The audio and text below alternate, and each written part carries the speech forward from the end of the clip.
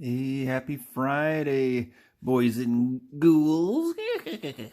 So I still haven't bothered to clean up all this like paint from Lola and Stella painting the other day. I'm just gonna pin it on them. Boys and ghouls, has nothing to do with today's video, but that's from Tales from the Crypt, which is awesome. Toy of the day coming on in. This is you would think this is a G.I. Joe figure, and you would be dead wrong.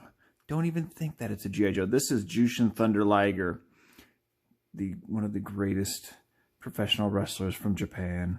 And I bought this on my first trip to Tokyo and totally nerded out at this New Japan Pro Wrestling shop. And I bought this and kept it in the packaging for years until the package started to turn yellow. And then I just finally opened it. I was like, well, the package is all yellowed. I'm going to open it up.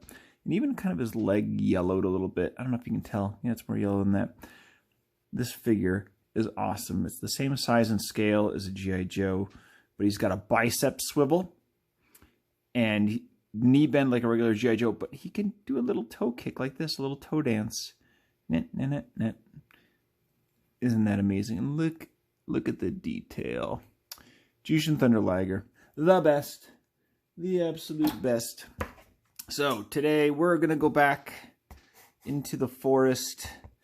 We're gonna go back to Beatrice's, or not Beatrice. My good gravy. We're gonna go back to I won't tell you. I'll just show you. Hello, sweeties. Oh yeah, that's kind of like the voice. That's disconnected. Yeah, we're gonna go back and see Aunt Dismay. Oh, who's coming to visit me today?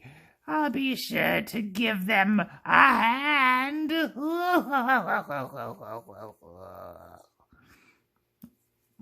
Haircut. I just love this figure. Sorry. I can't figure out, are these videos supposed to be for children? I don't think any children are watching these anyway. I don't think anybody's watching these. I don't even watch them because I don't like to listen to the sound of my own voice. I'm gonna put Aunt Dismay, and it's true. I have not watched any of these videos myself because I do not like the sound of my own voice. As much as I talk, right? You're like, whatever, dude. I'm gonna put Aunt Dismay looking in the window. So we'll get her from behind with her frilly outfit on. And her very sharp looking chin. And she's gonna be like this.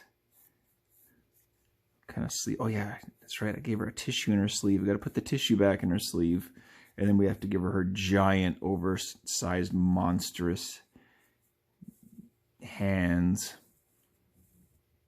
I didn't get a lot of detail. Yeah, look at that. Oh yeah, that's the hand. And she's looking in the window. That's so creepy. And she's looking out the window because she's got company. She's getting some help today. Just, a good Samaritan has come over to, give her a hand with some chores. Because I haven't brought him back in a while. I wanted to bring back Dr Ampersand because I love this character and I just haven't brought him back at all. I put him in the background in one picture, but I didn't even mention it. But with Nellie Wilson. But I want to bring back Dr Ampersand. And so he is, takes his time. He knows that, Aunt Dismay has got, some sciatica or something. And so he comes over to help her with some chores. So I'm going to make him standing outside, like he came out to chop some wood and help her out, because she lives out in the forest all on her own. You know the story. No, if you don't, you need to go back and watch the Aunt Dismay video and figure out all about where that figure came from. And we'll make him taking a little. He's just taking a little break here. I'll make him Yeah, we'll make him holding the axe here. And he's just taking a little breather. And he's going to be sweating. And he's like, oh, quite a day. And having a, yeah, he's just stopping to take a drink from his water bottle. So why don't I just finish sketching this in, and then we'll go into ink mode here. So hold on a sec. Let me just kind of lay this out here. All right, I got that kind of sketched in. All right, this is already kind of a weird one. Typically, for the most part, most of my illustrations have been pretty just like kind of straight on facing characters, you know, interacting with each other and in humorous ways. But not this one. Decided to do this a little different perspective on this one because I gotta mix it up just for my own self. And I did, like I said, I have been wanting to bring back Dr. Ampersand and not just in like, you know, making him wrestling somebody or something like that, which I suppose I can probably do eventually. But then I also just keep looking up because I do have this Aunt May figure just hangs out right off to the side here when I'm drawing these every day because I like to look at it and smile for a few minutes and find joy in my life by knowing that that figure is mine and that it exists in the world. But so I decided I needed to get her back in too. And she's all, you know, she's lonely out in the forest, and I think that Dr. Ampersand is, you know, just an old sweet guy too. You know, he's a retired pro wrestler who's come back to Ampersand Island to help the people of the island and return back to his hometown. And you know, and there's this nice old lady out in the forest, and she's all on her own. She's got back problems, and she can't make it all the way into the town all the time to, you know, have them crack her back or whatever. So so he just decided he will just periodically go out and give her an adjustment and check on her, make sure everything's doing okay.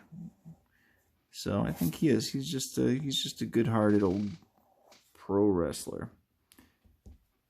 And there's sort of the inadvertent effect that she's definitely got the hots for him, I think.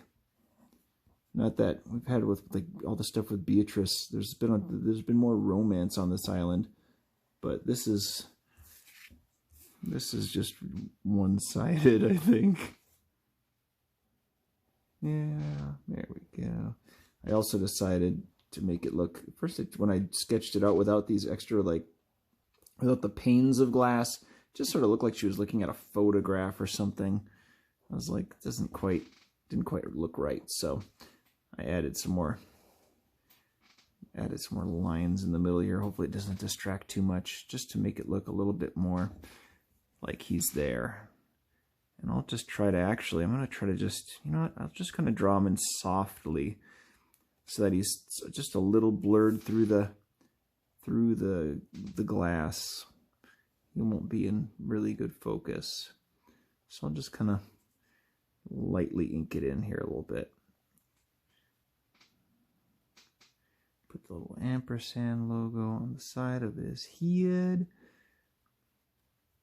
Just when I first started out wrestling, my wrestling character was, I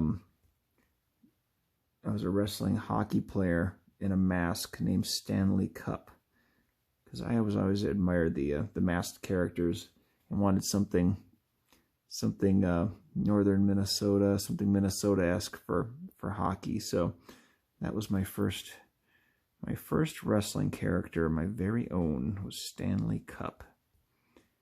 And it was pretty awesome. No, it was pretty dumb, but it was pretty awesome. So yeah, he's taking a little break. You'll have one of those little water bottles with a little spout at the top. He's taking a little pause. He's earned a break. He goes everywhere in his wrestling tights, as wrestlers do, you know. See a pro wrestler out in public, they're just walking around in tights. And I'm not going to do anything super fancy with his tights like today's wrestler. He's like an old school wrestler, just solid tights. And there's kind of like the stump that he uses for chopping.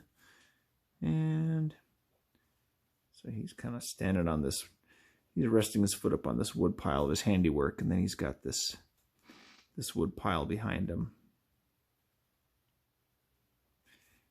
So, yeah, you know, I'll just finish kind of lightly drawing in this wood pile. And I'll just put a little trees in the background, just something real simple as well. Nothing too interruptive. I'll just go real lightly with some trees back here. And just like that. I think that's all I'm going to do. And maybe just a real light. Just a couple clouds I'll throw in there too. And then of course like the little just sheen of the glass. Maybe, you know, she hasn't been dusting. I'll put a little cobweb in the corner over here too. Just because it's not creepy enough. All right, let's go into turbo paint mode. I'll see you guys on the other side of that.